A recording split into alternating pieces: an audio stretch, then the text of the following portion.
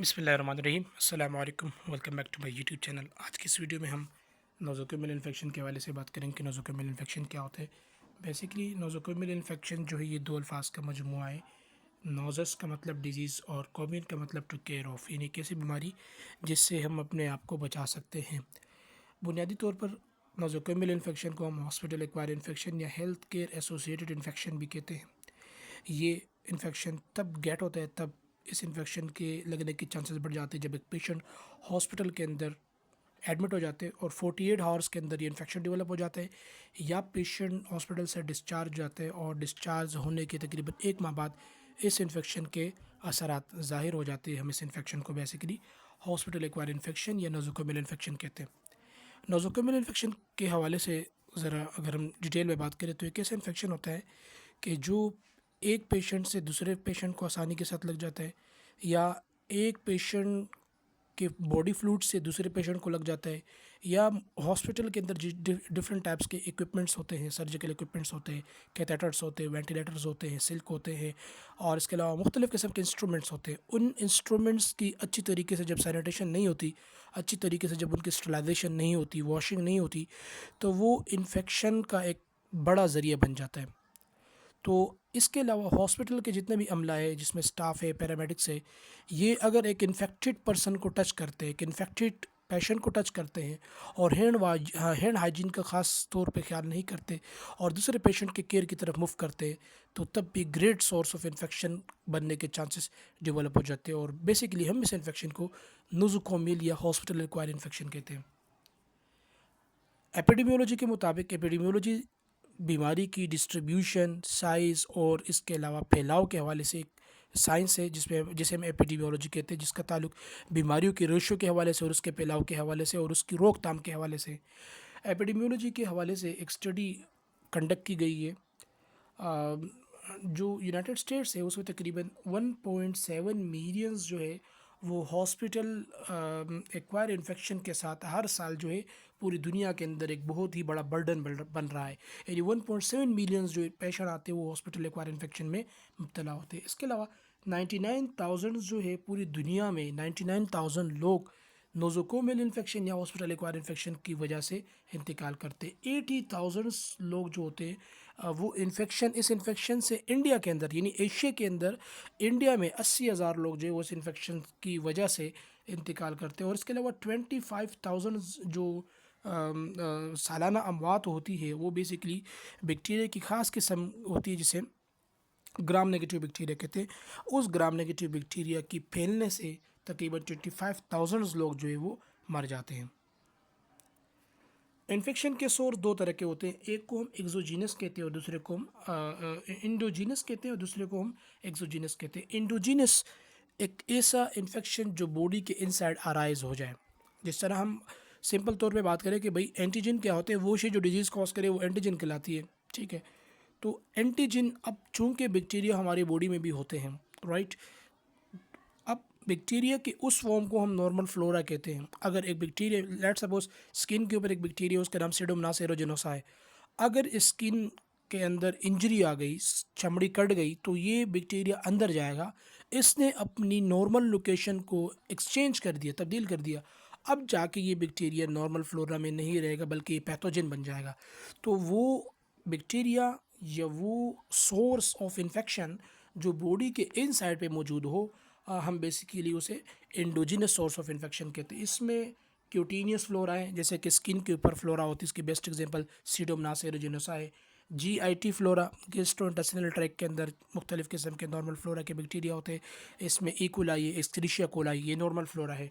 इसके अलावा perennial flora, perennial flora से मुराद जो पैल्विक का एरिया है, यानी जो रिप्रोडक्टिव पार्ट है, और एनस का जो एरिया, ये पेरिनियल एरिया होता है, इस एरिया के अंदर भी नॉर्मल फ्लोरा होता है। लेकिन अगर इसने अपनी जगह चेंज कर दी, यूरिथ्रा के अंदर चला गया, एनस के अंदर चला गया, तो ये बेसिकली इन्फेक्शन का एक ग्रेट सोर्स बन जाएगा। एक्सोजीनस की बात करें तो एक्सोजीनस में क्रॉस इन्फेक्शन अमंग पेशेंट्स और स्टाफ के दरमियान क्रॉस इन्फेक्शन का लग जाना। मिसाल के तौर पे एक पेशेंट है, ट्यूबरकुलोसिस के साथ है, एक नर्स उसकी केयर कर रही है, लेकिन वो नर्स हैंड हाइजीन का ख्याल नहीं कर रही, पर्सनल प्रोटेक्टिव इक्विपमेंट्स का ख्याल नहीं कर रही है, मास्क नहीं पहन रही, गाउन नहीं पहन रही। अब वो स्टाफ जाके किसी दूसरे पेशेंट को टच करेगी तो ये ग्रेट सोर्स ऑफ इन्फेक्शन है, हम इसे एक्सोजीनस सोर्स ऑफ इन्फेक्शन कहते हैं। फॉर्मेलिटीज से मुराद ये होते हैं कि हॉस्पिटल के जितने भी चीज़ें होती है, जितने भी पेशेंट को यूज़ होती है, इसके अंदर मुख्तलिफ़ चीज़ें हैं, हाइजीन के हवाले से है, डेंटल के हवाले से, इसमें कैथेटर भी शामिल है, बहुत सारी चीज़ें जो हॉस्पिटल के इक्विपमेंट के अंदर आती है। तो अब जिसके लिए सारी चीज़ें जैसे कि सिरिंज हो गया, कैथेटर हो गया, जितने भी ऑब्जेक्टिव्स है, इन ऑब्जेक्टिव्स के ऊपर बैक्टीरियाज पड़ सकते हैं। या हॉस्पिटल का कोई ऐसा पार्ट जहाँ पे कोई ऐसी ऑब्जेक्ट जहाँ पे बैक्टीरिया के चांसेस बढ़ सकते हैं, जैसे कि दरवाज़ा हो गया, टेबल हो गया, आईवी स्टैंड हो गया, इन्फ्यूजन हो गया, सिरिंज हो गया, ग्लव्स हो गए। तो ये चीज़ें बेसिकली फॉर्मेट्स कहलाती है। इंस्ट्रूमेंटेशन डिफरेंट टाइप्स के इंस्ट्रूमेंट्स होते हैं, एटीटी हो गई, लेरेंजोस्कोप हो गया, ऑटोस्कोप हो गया, स्टेथोस्कोप हो गया, बीपी अपरेटस हो गया, जितने भी इंस्ट्रूमेंट्स हैं ये basically exogenous source of infection के तौर पे इन्फेक्शन कॉज कर सकते हैं। स्प्रेड ऑफ इन्फेक्शन बेसिकली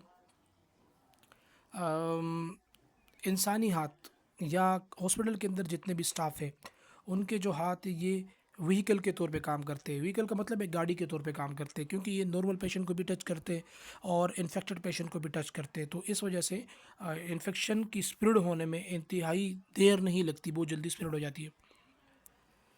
अच्छा जी, अब कौन कौन से ऐसे सोर्स हैं जिससे इन्फेक्शन स्प्रेड हो सकते हैं। Number 1, airborne. एयरबोर्न का मतलब लेट सपोज एक रूम है, आइसोलेशन रूम है, वहाँ पे टीबी का पेशेंट है, राइट। टीबी के पेशेंट की सबसे इंपॉर्टेंट और प्रोमिनेंट सिम्टम क्या है, खांसी आना।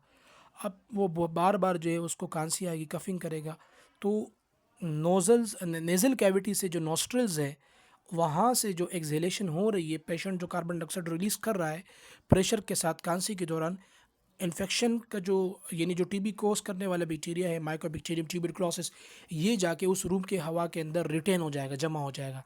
ठीक है, अब उस रूम की अच्छी तरीके से ह्यूमिडिफिकेशन नहीं होगी, डीप वॉश नहीं होगी, तो वहाँ पे इन्फेक्शन का ग्रेट सोर्स या एक ग्रेट कॉलोनी बन सकती है। तो एयरबोर्न वो इन्फेक्शन जो हवा के ज़रिए फैले, एनवायरनमेंट के ज़रिए फैले।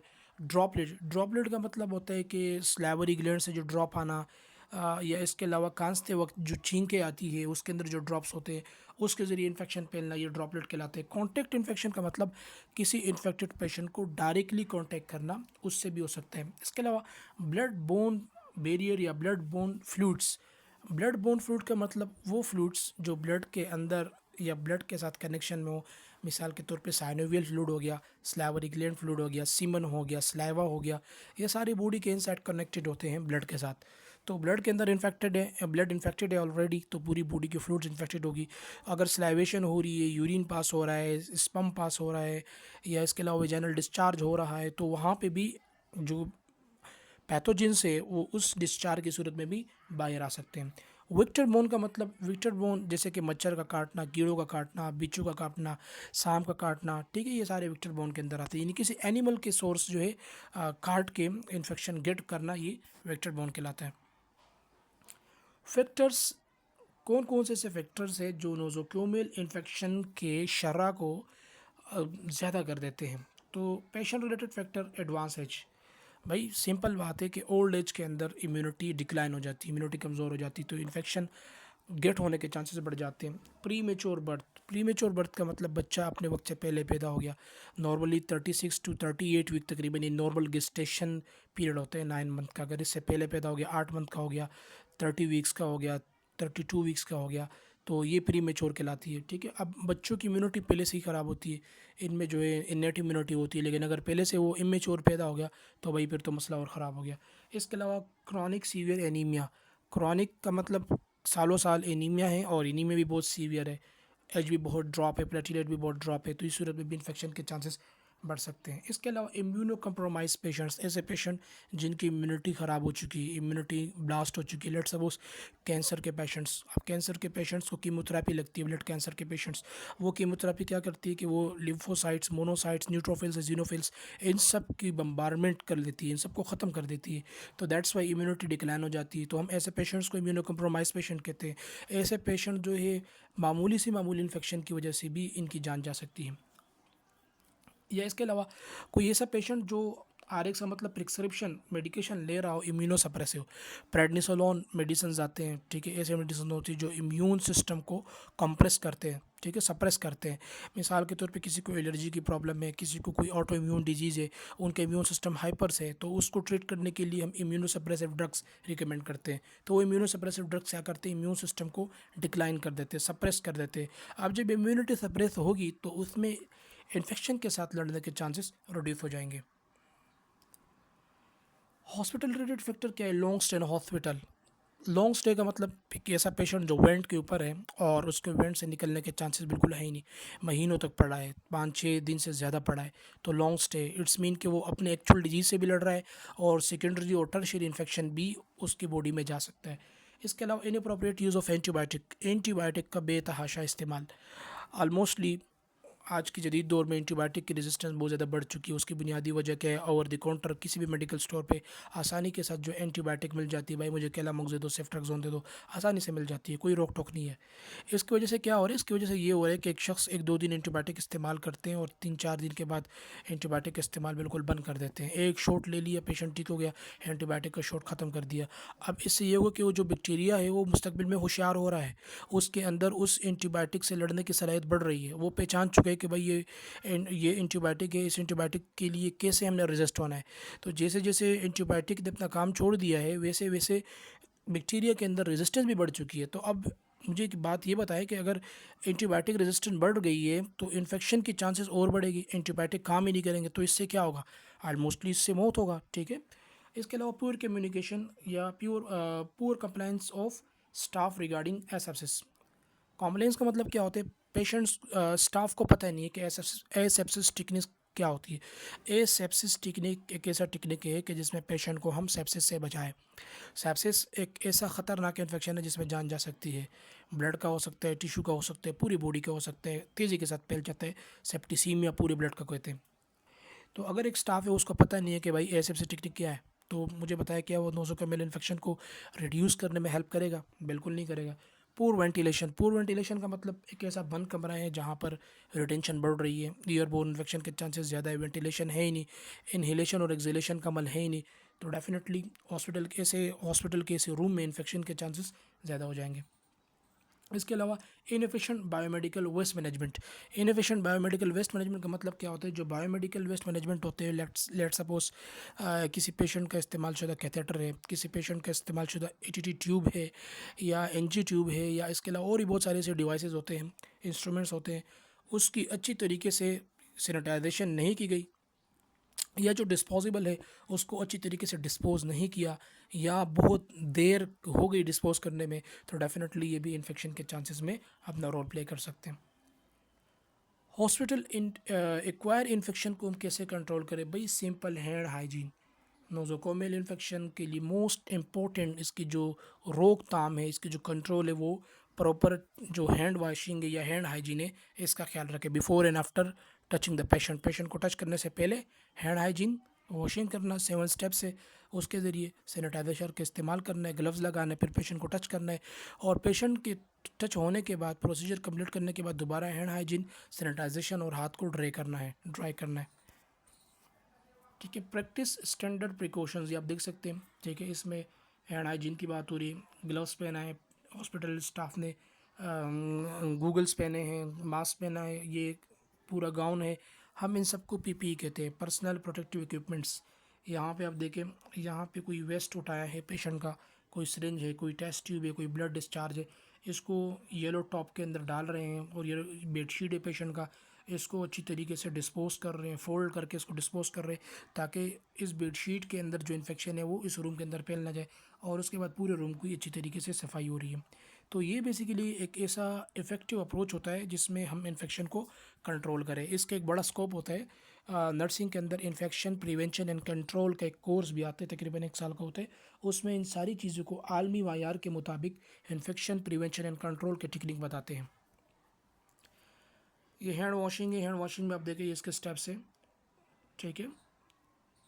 इस स्टेप्स को फॉलो करते हुए हैंड वॉशिंग के ज़रिए नोज़ोकोमियल इन्फेक्शन को रिड्यूस करने में अहम मदद मिलती है। अच्छा जी, अपने आप को अगर आप किसी हॉस्पिटल के अंदर स्टाफ के तौर पे काम कर रहे हैं तो अपने आप को कैसे प्रोटेक्ट करें? भाई सिंपल बात है, इम्यूनाइज़ेशन के प्रोसेस से गुजरे। इम्यूनाइज़ेशन के प्रोसेस से मतलब बीसीजी वैक्सीन आते हैं जो बैसिलस के ख़िलाफ़ काम करते हैं, टीबी के ख़िलाफ़ काम करता है। हेपेटाइटिस बी के वैक्सीन आते हैं, टेटनस के आते हैं, रूबेला के आते हैं, वर्सीला के आते हैं और इन्फ्लुएंज़ा के आते हैं। ये सारे वैक्सीनेशन अगर हो गई बॉडी के अंदर पहले से ही इम्यूनिटी आ गई, ठीक है, पैसिव इम्यूनिटी आ गई, तो इन फ्यूचर अगर हमें हेपेटाइटिस बी होगा, वर्सीला होगा, जूस्टर्स होगा, बीसीजी होगी, ट्यूबरक्लोसिस, तो बॉडी के अंदर पहले से ही उसके असरात मौजूद होंगे, एंटीबॉडीज़ बन चुकी होगी और ये इन्फेक्शन हमारे लिए इतना ज़्यादा ख़तरनाक या जानलेवा साबित नहीं होगा। अच्छा जी, अब यहाँ पे पूछ रहे हैं कि कौन कौन सी ऐसी चीज़ें जो हम अपने हॉस्पिटल के अंदर अडेप्ट कर सकते हैं। सिंपल ये है कि एयर कंडीशन की मेंटेनेंस और वेंटिलेशन सिस्टम को इम्प्रूव करना, ठीक है। इसके अलावा isolation of infection infectious patient, ऐसे पेशेंट जो इन्फेक्टेड है उनके लिए एक अलग स्पेस बनाए, आइसोलेशन रूम्स बनाए। और इसके अलावा मोबिलिटी और नंबर ऑफ़ विजिटर्स, पेशेंट को हम रिस्ट्रिक्ट करेंगे कि भाई वो मोबाइल ना हो, मतलब वो चले फिरे नहीं, अपने रूम के अंदर रहें और कम से कम लोगों को मिलने दिया जाए, ठीक है। ऐसा नहीं है कि भाई एक पेशेंट बीमार है, 20 बंदे उससे मिलने आ रहे हैं और वो पता चले भाई गार्ड से भी लड़ रहे हैं, हमें अलाउ करे, ठीक है। तो इसके बारे में जो एक सेशन ज़रूरी है। इसके अलावा high grade anti microbial shops और अदर सरफेस एजेंट्स जैसे कि अल्कोहल हो गया, और इसके अलावा मुख्तलिफ़ किस्म के सैनिटाइज़र हैं, वो उस रूम के अंदर लगने चाहिए, वाटर का टॉप होना चाहिए, ग्लव्स होने चाहिए, ठीक है। और अननेसेसरी यूज़ ऑफ इंजेक्टेबल्स, मिसाल के तौर पे इंजेक्टेबल कोशिश ये करनी है कि ज़्यादा से ज़्यादा पेशेंट को हम ओरल पे रखें, ठीक है। अगर ओरल फॉर्मुलेशन चल रही है और उसकी एफिकेसी अच्छी है, ओरल एंटीबायोटिक चल रहा है, तो बेहतर ये कि इंजेक्टेबल पे ना जाए, क्योंकि इंजेक्शन डायरेक्ट वेन में लगता है, वेन डायरेक्ट वेन के अंदर ब्लड होता है और अगर कोई इन्फेक्टेड तरीके से इंजेक्शन अंदर इंटर हो गया तो it would cause a great source of infection, ठीक है। तो ये सारी मेन मेन चीज़ें हैं। हॉस्पिटल की एसी को मेंटेन करना, वेंटिलेशन, पेशेंट के लिए आइसोलेशन रूम देना, पेशेंट की मोबिलिटी को रिड्यूस करना, विजिटर को अलाउ ना करना या कम से कम अलाउ करना, या high grade anti microbial shops, detergents वगैरह, अल्कोहल वगैरह, सैनिटाइज़र इसका इस्तेमाल करना और अननेसेसरी गैर ज़रूरी तौर पर इंजेक्शन का इस्तेमाल करना रोक देना इस चीज़ को। तो आई होप कि ये लेक्चर इतनी आसानी के साथ समझ में आया होगा। अब तक के लिए इजाज़त दीजिए, इंशाल्लाह नेक्स्ट वीडियो सेशन में मुलाकात होगी। अस्सलाम वालेकुम।